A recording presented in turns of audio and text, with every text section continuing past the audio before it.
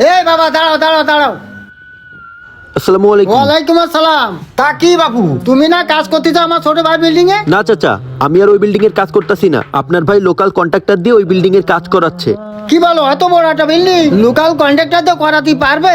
এখন চাচা আপনার ভাই যেটা বুঝেছে সেটাই করেছে। আমি ওনাকে অনেক বুঝাইছি কিন্তু সে আমার কথা শুনেনি। ওই 10 তলা বিল্ডিং যদি ওই লোকাল কন্ট্রাক্টর করে তাহলে আমার কথা মিলাই নিয়েন, ওইখানে ঠিকই একটা গোলমাল হবে।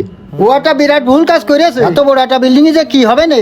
এখন কাকা সে কি করবে না কি করবে সেটা তার ব্যাপার, কিন্তু আমি একটা কথা বলে দিলাম, ওই বিল্ডিং এ কোনো একটা সমস্যা হবে।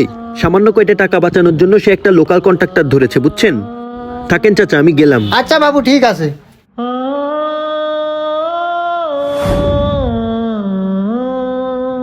দেখেছেন ভাই, আমি বলছিলাম না এই বিল্ডিংটা আপনার 10 কোটি টাকার না 7 কোটি টাকাই করে দেবো। হ্যাঁ, ইঞ্জিনিয়ার বলছিল আমারে 10 কোটি টাকায় এই বিল্ডিংটা আমারে করে দেবে। তুমি আমারে 7 কোটি টাকায় করাই দিয়ে 3 কোটি টাকা বাঁচাই দিছো। হ্যাঁ, ওদের তো শুধু টাকা খাওয়ার ধান্দা।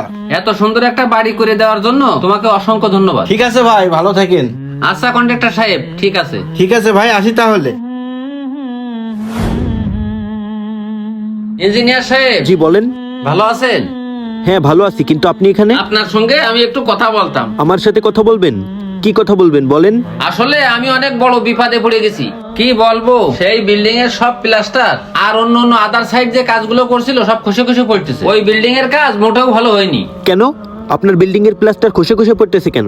আপনার একটা ভালো কন্ট্রাক্টর আছে না, সে কি করেছে? সে সব 2 নম্বর মাল দিয়ে কাজ করেছে, যার কারণে এখন এই অবস্থা। আপনি এখন আমাকে এসব বলতে এসেছেন কেন? আমি তো আপনাকে আগেই সাবধান করেছিলাম যে এত বড় বিল্ডিং এর দায়িত্ব ওই লোকাল কন্ট্রাক্টর নিতে পারবে না।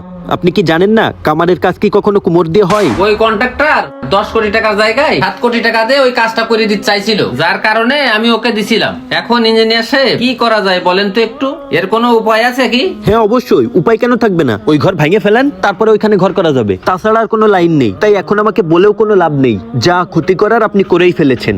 এখন আর আমি কিছু করতে পারবো না, থাকেন আপনি। সামান্য কয়টা টাকা বাঁচানোর আশায় এভাবেই আমরা নিজেরা নিজেদের ক্ষতি করে ফেলি। আসলে ভাই, বাড়ি ঘরের কাজ প্রতিদিন করানো যায় না, তাই এখানে কাজ করানোর জন্য আপনাকে যোগ্য মানুষ দিয়েই কাজ করাতে হবে, তাহলে পরে আপনাকে পস্তাতে হবে। একটা কথা মাথায় রাখবেন, কামারের কাজ কখনো কুমোরকে দিয়ে হয় না। আর জিনিস যেটা মানে ভালো, দাম তার একটু বেশিই হয়। তাই বাড়ির কাজ করার সময় ভালো লোক দিয়ে দেখে শুনে করাতে হবে।